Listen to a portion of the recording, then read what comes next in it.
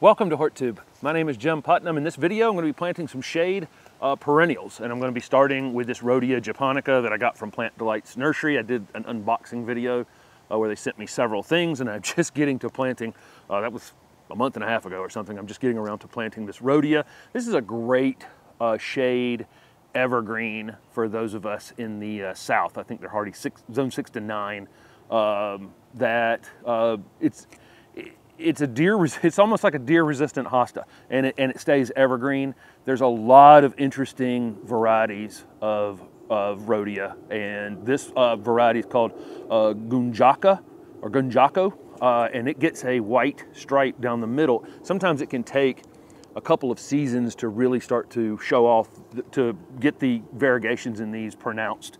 Have a couple other Rhodias in the ground as well. Same thing on cast iron plants. If you get a striped or speckled cast iron plant, sometimes it can take a couple seasons to for that to really to show off in the landscape. So just kind of be prepared for that. These are very tolerant, again, of dry shade, and just great plants, super underused in people's shade gardens down here. Nice root system on this. This is a quart pot that they sell.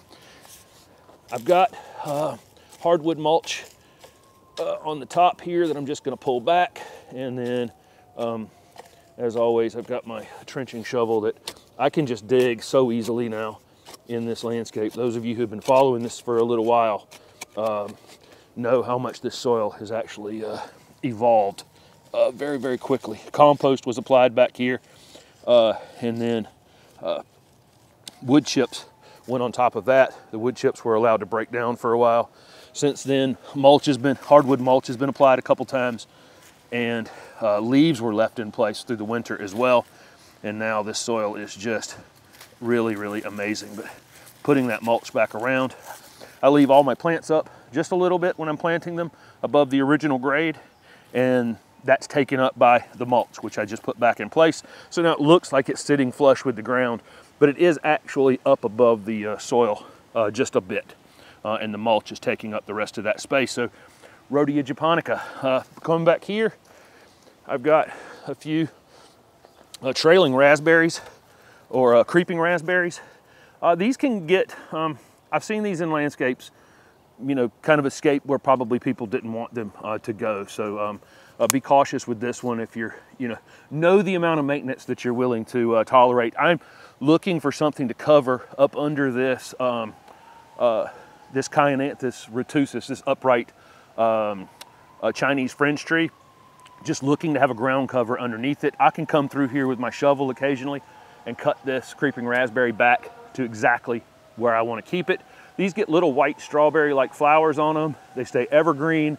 It's a fantastic shade ground cover. And again, like I said, just said evergreen. I'm gonna put one on each side of this tree.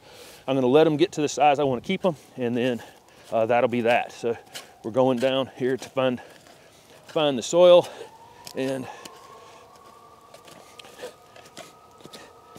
I can almost plant this up here in this organic material.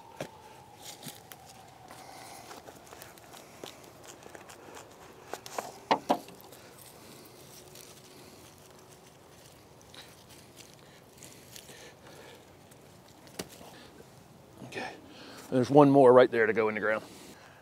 I put the tag with the plant, but ultimately the tags will get collected out of the garden and go into a folder, and everything will be marked on a plan as to where everything is in this landscape.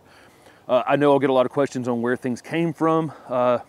These creeping raspberries were purchased late season at a garden center for a discount. I've got one more further down that I won't show you going in the ground that actually came from Rams in Athens, Georgia. People, friends, when you're talking about these kind of ground cover perennial things, a lot of them can be, cuttings can be taken easily on them. They can be popped out of the ground and divided.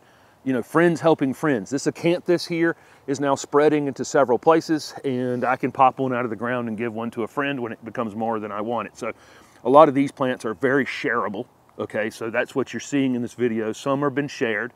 Plant Delights, I've already mentioned. This Hosta that I'm going to plant right here called Dream Queen. which matches this oak leaf hydrangea beautifully.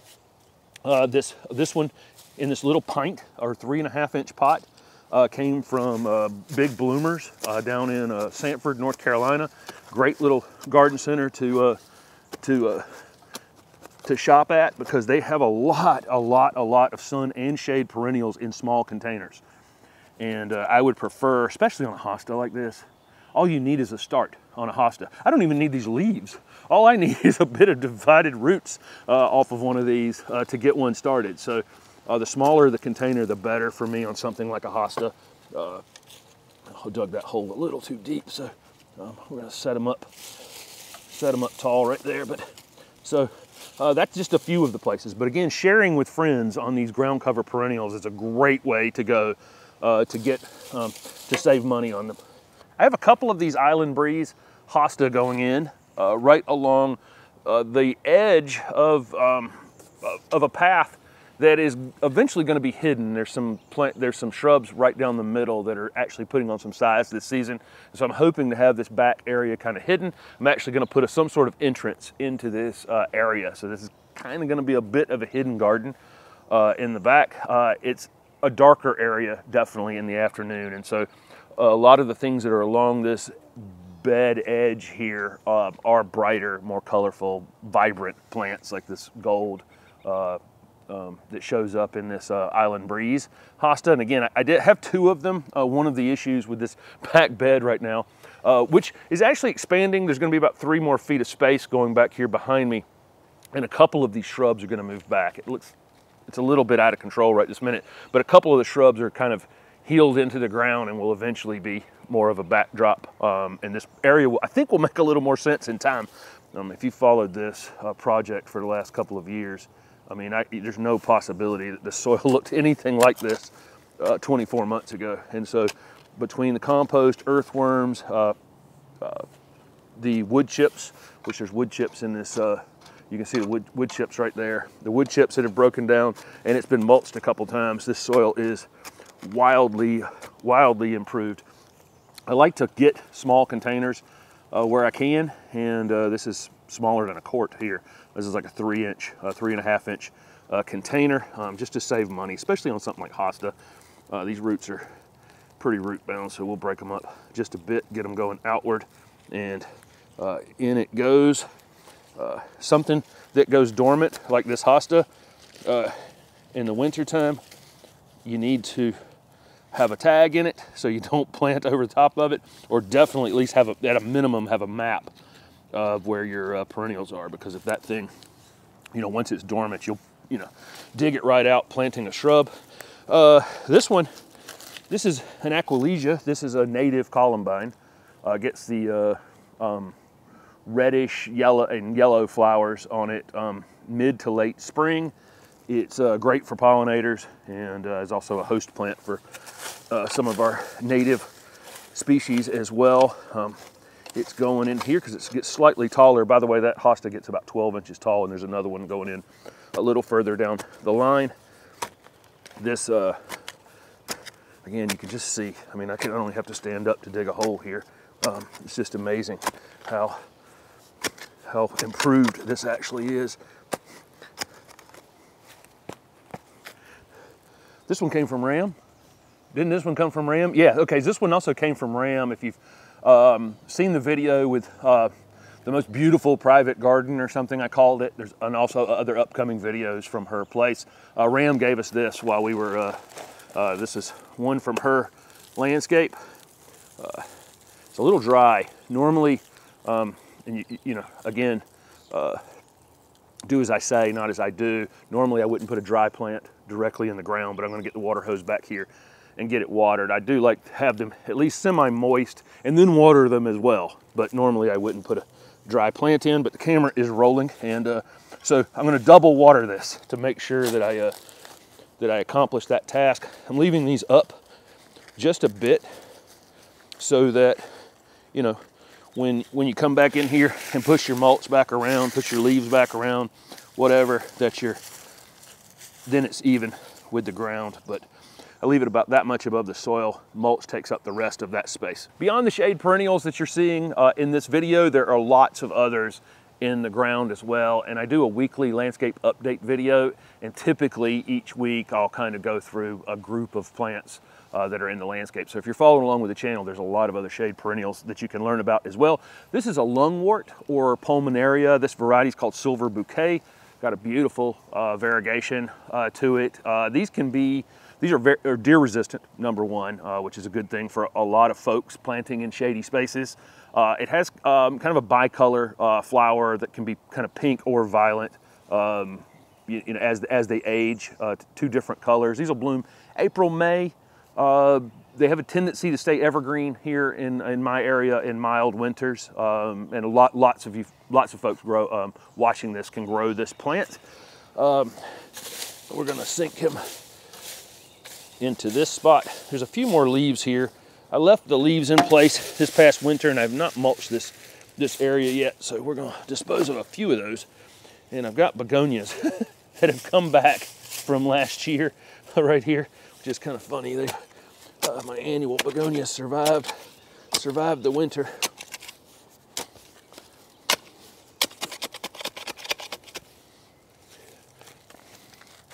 Next up is a native mayapple.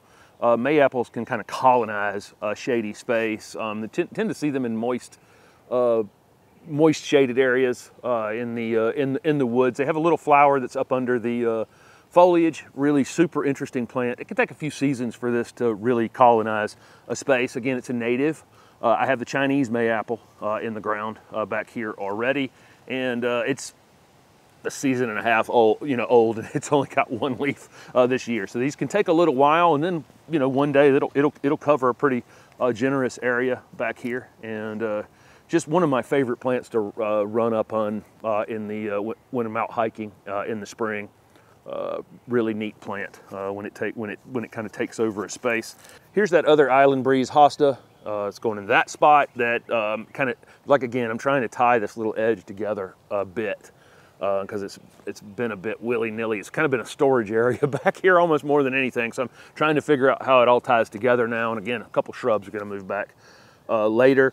There's three lamium going in, but I've got some beacon silver, has a purplish flower on it. Have some two of these and one white Nancy that has white flowers on it. These will kind of bloom sporadically through the summer. Next up is a Brunera or a Brunera. I hear this plant pronounced both ways, and I think the thing with language is if you understood what I said, then it was successful. But I say Brunera, but again, I hear it pronounced Brunera as well. This is a great, vibrant, variegated variety. It's actually just called variegata. And it will get those little blue flowers on it. It's deer resistant, just a great pop of color in a shady space. Some of the leaves will come out almost purely white on this particular variety, but it's great for brightening up a dark space, and there's a lot of varieties of these available now. It's going in that spot right there. I won't show digging every single hole in this video.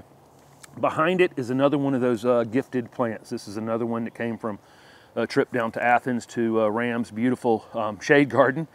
This is an ajuga, and it's going to occupy this space and be a ground cover back in this space. And somehow I walked out even with a free container, so it was like a double bonus from Ram on this one. But sharing is a great way to expand your garden without spending. And every gardener if you make friends with gardeners in your neighborhood, I promise you, they have things in their gardens that have gotten a little out of control or taken up a little too much space. They'll dig something up in a second and give it to you. Have a fern going out here by the bird bath that's going to kind of be tucked under it just a bit. This is an autumn fern called Autumn Brilliance. I grew this one for years. It has this really interesting orangey new fronds on it. In the spring, this one's evergreen. It's tolerant of drier shade than some other ferns are.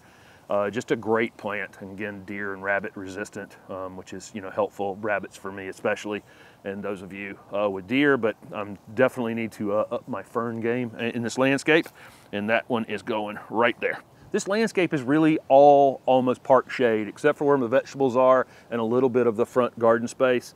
and all of my shrubs are going to stretch a bit. This Edgeworthia is growing like a weed, but already it's a bit thin at the bottom. And there's going to be a lot of shrubs that do that in this landscape. It's kind of normal if you have part shade for some of your shrubs just to want to reach a bit.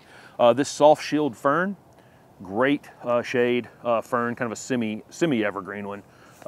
Great texture, will look great.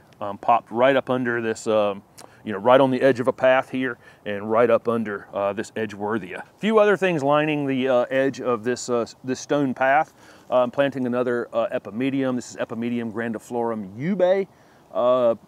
Great texture on these epimediums. I do cut these back kind of late winter before the new growth comes out because the flowers kind of get hidden a bit if you don't do that, and it just cleans them up and the new foliage looks better. They flower and then the new foliage looks better. I think this is the third epimedium going in this front garden space. These are great in dry shade. Deer, leave them alone. Just great perennial additions to your shade space with no fuss whatsoever. And then this is cool as a cucumber. Hosta has this super narrow foliage. Just a great name for this thing. Great texture. It's very different looking Hosta. Next up is an ajuga. This one is called Fancy Finch. This is a series of ajuga that are finely textured. Lots of different colors in the foliage in these. If they're in a little more sun, they have a little more bronzy color.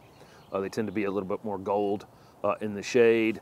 Little blue flowers on them, like a lot of ajuga. Although the ajuga that I showed earlier in the video that I got from Ram is actually a white flowering ajuga. I didn't mention that. This one's very fine textured.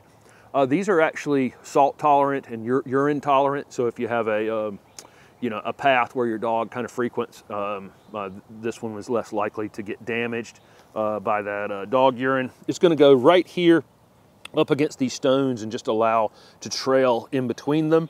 And if it tries to go that way where I don't want it to go, it's pretty simple to chop these, with a shovel just like that. It's not that big of a deal on ajuga to control it. There's another Brunera going right at this corner space in this dappled shaded space. This one's called Jack Frost. It was a perennial plant of the year in 2012. I thought about going out and getting all of the perennial plants of the year. I have May Night Salvia out by the road, and probably several others in this landscape that were perennial plants of the year. Just another great variegated Brunera. Gets the blue flowers on it about this time of year. Typically is when they have the have those flowers on them, and it's such a great texture in the garden. It'll look great with this oak leaf hydrangea. I was able to find a 4-pack of Aquilegia or Columbine. This is another salt-tolerant perennial. If you have, again, it's kind of important to some folks who have dogs, and I do. They will come out here and spray certain things. We have a landscape job coming up where that has really had to have been thought about, and so that's coming up with shrubs that are salt-tolerant for just that purpose. With your columbines, it's best to leave them in place and let them self-seed. They're not the strongest. They're not the strongest perennials, but I have a 4-pack of them that are going in this area right along the edge of this lilac. You're right in the middle. Okay, all right. Like I said, there's a lot of other shade perennials in this landscape. Here's a calla lily that's starting to bloom. It will be in this week's tour video for sure. Again, there's a ton of things that again show up in those weekly videos. I try to do different plants each week. There's a tassel fern going into this space. Again, deer and rabbit resistant on most all ferns. This one will get about 20 to 24 inches. It's kind of named for how this new foliage emerges in the spring. Really, really beautiful coloration in it, and the new growth is lighter than the older growth, and it's a standout in the landscape. There's an ostrich fern going right here. This is actually a native, and this one can get quite tall, and so this is a good spot for it. This one, being a native fern, is more tolerant of clay soils and poor conditions. Again, I love this kind of upright habit on an ostrich fern, and it gets can get quite tall. Okay, next up is a hosta called Great Expectations. This is actually a sport of Cyboliana elegans, which gets pretty big. I would imagine this variegation is going to have this one grow pretty slowly, but I think it's going to get some size on it over time. It's along a path. If it ends up getting too big in the future, Hosta is about the easiest thing to pop out of the ground and relocate. So that'll be the plan for this one, is watch it and enjoy it for a couple seasons, and if it gets bigger than it needs, then it just goes further back in the bed. No big deal. Last up for the shade perennials that are going in, this is actually an orchid. This is a Chinese ground orchid called Blatilla.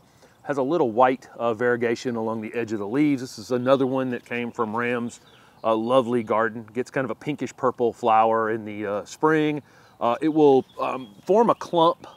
It likes improved soil, and so this spot has a lot of compost, a lot of broken down organic material in it, and it'll form a clump or a colony that will fill this area in the next few years. Beautiful, beautiful plant. It's another one that you can just kind of, if it gets out here a little wider than you want, you can stick a shovel in the ground, dig up a couple pieces just like she did, put it in a container and send us home with it. So beautiful.